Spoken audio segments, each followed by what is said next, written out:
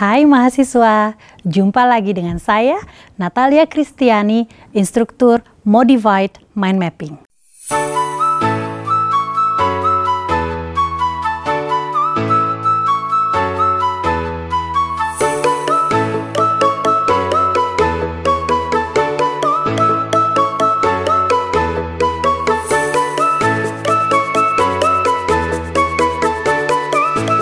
Pada kali ini, kita akan sama-sama belajar penggunaan Modified Mind Mapping untuk organizing ideas for topic.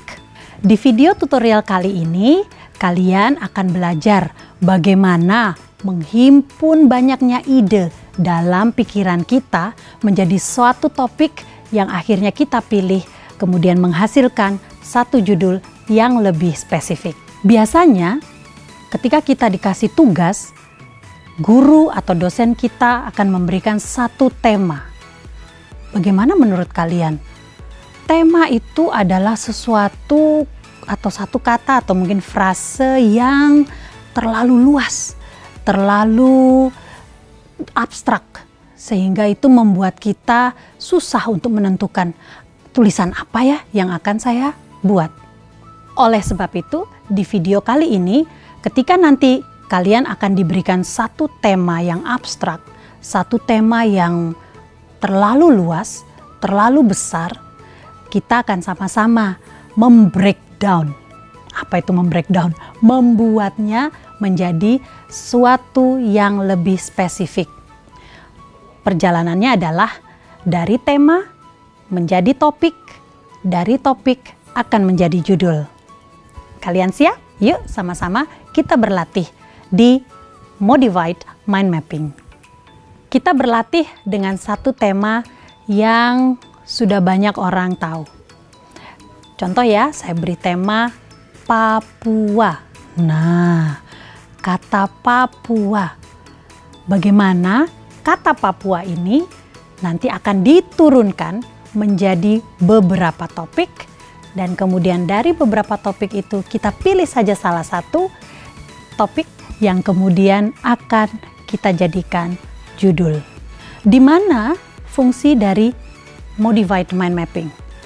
Modified Mind Mapping akan kita gunakan sebagai jembatan antara tema dan pencarian topik-topik tadi. Mari kita lihat penggunaan Modified Mind Mapping dari tema menjadi topik-topik. Tiba saatnya kita akan belajar menurunkan tema yang besar tadi menjadi topik-topik dan kemudian akhirnya menjadi judul. Suatu judul yang akan kita pakai untuk mengarang. Oke, tema besar kita adalah Papua dan menghasilkan banyak cabang. Ada 9 cabang kebetulan yang sudah kita buat. Oke, dan dari cabang-cabang ini kita lihat yuk sama-sama. Tiga topik ya, 3 cabang yang bisa menghasilkan satu topik yang sama. Oke, ada kata cabang tradisional, koteka, dan juga rumbai-rumbai. Nah, dari 3 cabang ini saya beri lingkaran berwarna oranye. Ya, kita beri lingkaran gitu ya, pakai contoh lingkaran tradisional, koteka, dan juga rumbai-rumbai. Kira-kira topik apa ini ya?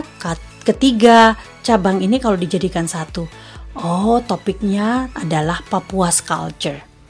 Oke, satu topik sudah kita dapati dari tema Papua.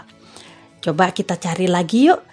Cabang-cabang yang lain, 3 cabang lain yang bisa kita ambil untuk kita jadikan satu topik. Ada beaches, ada Jayawijaya, juga Cendrawasih ya.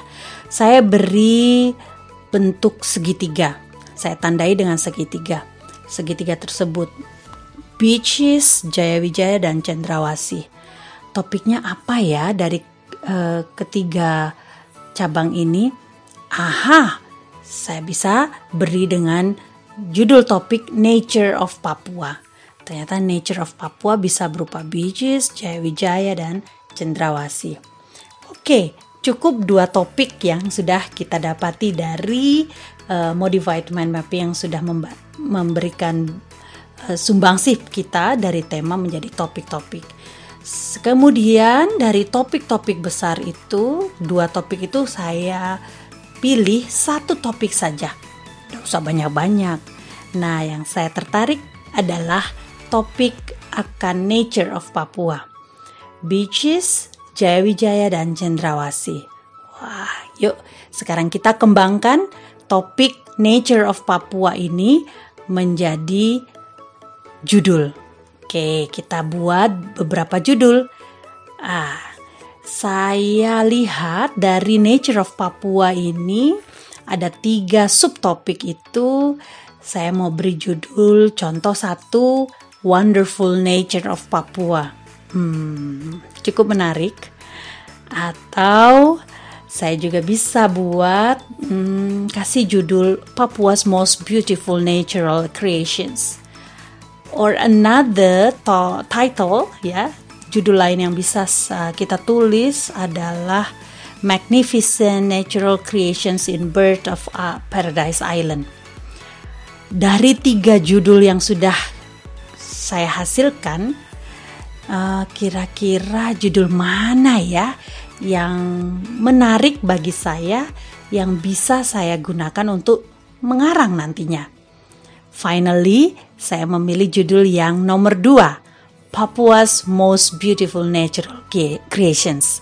Oke, judul ini yang akan saya pakai nanti untuk mengarang. Semoga understanding ideas for topik ini dapat buat kita lebih jelas dengan bantuan Modified Mind Mapping. Sekian dulu video tutorial kita pada hari ini.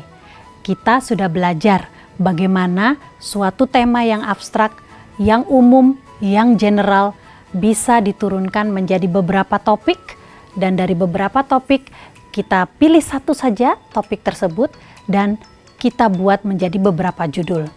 Dari beberapa judul kita harus tentukan judul mana yang mau kita pakai untuk tulisan kita nantinya.